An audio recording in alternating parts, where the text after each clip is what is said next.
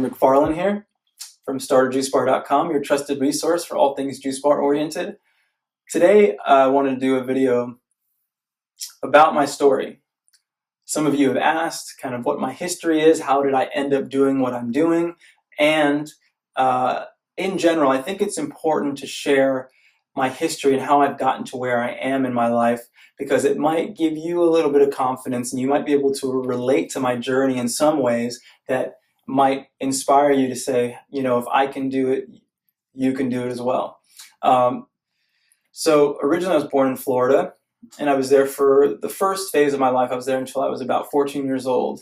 When I was around 12, I started doing a little modeling, a little acting, and that eventually brought me to Los Angeles to pursue that as a full-time career. My family moved out with me, and I had some success in that. I did that for most of my life. I did a number of television shows and films, and during that period of time, got a sense for really what high-level achievers look like. I was really blessed to work with some amazing people. And when I was about 16, I started my first business. I started a t-shirt company, and that unfortunately, because my acting career was going the way that it was going, I didn't have a lot of time and attention at the time to put a lot of attention on it, but it did give me some experience into what the business world was like. We got our clothing company. At the time, it was my close friend and myself. We had a partnership, and we got our t-shirt company, t-shirts in a number of stores, and we didn't really have the time to follow up with it. But I feel like at that point I was just amazed that I created some designs and a t-shirt brand, and the shirts ended up, there were retailers who actually wanted to rep it, and who knows what would have happened if we had stayed with it. But at the time that wasn't my focus, so I kind of let that go. Then throughout the industry, I had experience producing films. I had a film that had, by the time I was 20, had a theatrical release in a few theaters throughout the US. It was limited, it wasn't small, but it was also another one of my major goals. And I think if I can say anything that I've learned throughout my life is having a goal, committing myself, and going for it.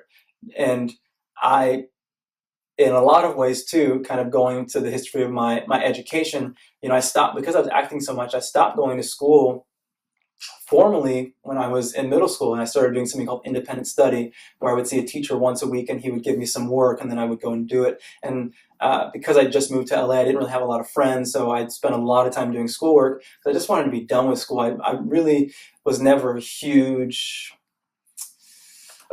inspired by the formal education system. I love to learn, but I always felt that when I was in school, I felt like I was being held back. I felt like there was opportunities for me to just create more and learn more outside of school. So I never really went to college. I took some classes at community college, but then that, again, I had the same experience. I never really felt like it was for me. So I never went to business school. I never got a degree. I was always just the kind of person that felt that if I wanted to do something, I was going to experience it. I was going to talk to the people I needed to talk to and learn how to do it. So getting back to that element of producing a little bit, I started writing a little bit, and then eventually had truthfully more of a spiritual awakening, to the point of not really feeling resonant with the entertainment industry. I didn't really feel like it was my path anymore in the way that I was interfacing with it. And I think a lot of times when we become entrepreneurs, we feel inspired by this path because it's very empowering. You get to decide. No one can hire or fire you. You get to decide when you work, how much you work, how little you work.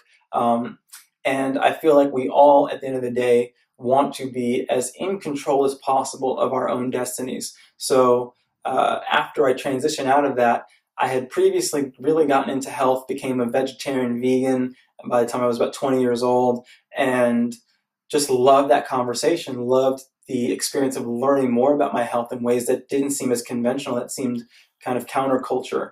And that led me to juicing, and really juicing a lot, and juice fasting. And I always just loved giving people juice. I was always sharing juice with people. And so eventually I decided to start my own juice business. The interesting thing is even for me, I had a totally different concept. I had this concept of having a nighttime lounge that served healthy drinks and teas and tonics, and really seeing that there was a need for a community space that was after hours, because I live in LA and there's really not a lot of places you can go to, if anywhere, after hours that is a sober environment that you can actually get something healthy. So that was kind of my initial concept. I had some investors that I kind of corralled that were kind of committed. They seemed like they were on board, but eventually it just didn't feel like I was going to be able to move as quickly as I wanted to. So I just said, you know what, I have some money put aside from acting. I know I can afford to start a juice truck. So I put all my money into this juice truck business. I had a business partner at the time, someone who I'd became aware of through the health community, reached out to this person. We started developing the concept, eventually launched it 4 months later. And it was hard at first. It was not easy. I previously had, like I said, no experience in the food industry. I'd been an actor, produced, written, and then started this business. I'd never even worked in a coffee shop or a tea house, nothing. I'd only been a customer at different food service businesses. So I didn't, at that time, really know how involved certain things were. So we struggled in the beginning, and there were times definitely where I thought we may not make it. But when we got to those points, I really knew we had to make some major decisions. And so I would start shifting things in a way that wasn't minor. It was like, we need to make some fundamental shifts in terms of how we approach this whole thing.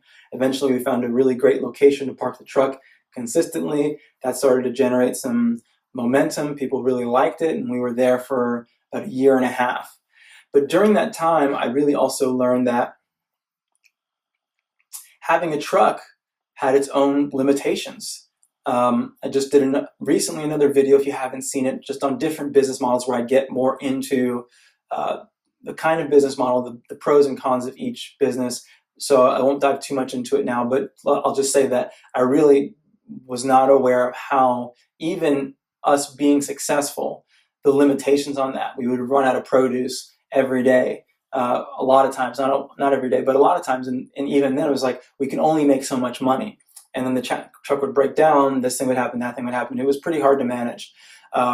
So we knew that we really needed to graduate to having a storefront in order to keep growing the business and have it be sustainable. And also the truck was leased, and our lease was coming up to a close. And so we didn't know if the owners of the leasing company would continue to lease it to us, just because they were having their own challenges as a business.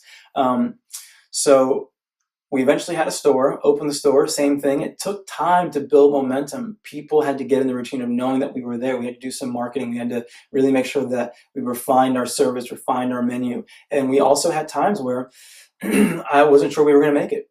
And I had to let go of some salaried employees just because they were costing us too much and we weren't making enough money. And that was another one of those things. At one point, I cut the menu in half, because our menu was just too large. I mean, we were having juices with bell peppers in it, and pineapples, and you name it. We had everything, tomatoes, and we really went all out. And I learned a lot of mistakes the hard way, because I didn't really have any mentorship. I didn't have anybody. There was no YouTube channel that I could go to and learn how to do these things. So it cost me a lot of money, a lot of time, a lot of energy, a lot of just heartache from the relationships that had to, the staff members I had to let go of. But within all that, eventually we made it work. We became more and more successful. At a certain point, that business partnership dissolved. We went in different directions just because it was no longer in both of our highest expression to work together. But thankfully we still remain friends, and that's great. But that was also something that was challenging, going from running the business with a partner to then running it by myself. And then in 2014, we ended up grossing $700,000. And I don't say that to brag, but I say that to really see where we've come from to what we were able to accomplish just from being able to stick with it and keep growing and keep growing. And the company and that location continues to be there. And it eventually was to the point where it was running without my presence at all. I would walk into that space for 5 minutes once a month, and sometimes less than that, because I created the business in such a way that I was able to monitor it and witness the sales moment to moment from my computer, have cameras in the store. I can see them from my phone, see what's going on. Just having that direct conversation with my general manager and having had a relationship with him for a while where he's been working with us, that I trust him and I know that he's on top of things. So all these things can be done. You can build a business the way you want. It's not always going to be easy. It'll be easier if you have experience or you have mentorship or you just really have an intuition for it. But it's going to go through, you may have times where you're challenged.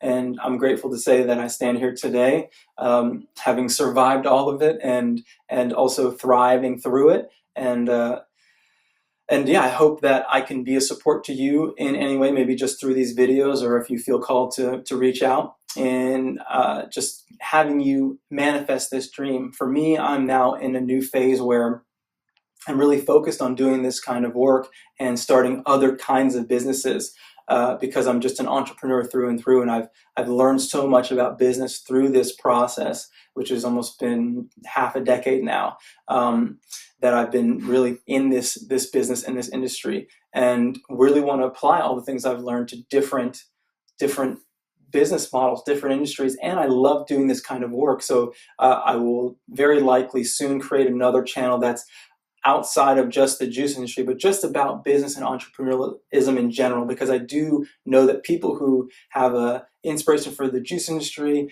they may have other inspirations as well. Because if you have that natural disposition to start businesses, then I'm sure you're interested in more than just this. I'm guessing. That's my guess. So I'll eventually, do a video introducing that channel and bringing you guys over there if you're interested in the more broader scope business principles, resources, tools, strategies, so you can really just thrive and grow in terms of being an entrepreneur in your life. So this is Andrew McFarland. Hope you enjoyed the video. As always, you can reach out to me on StartAJuiceBar.com.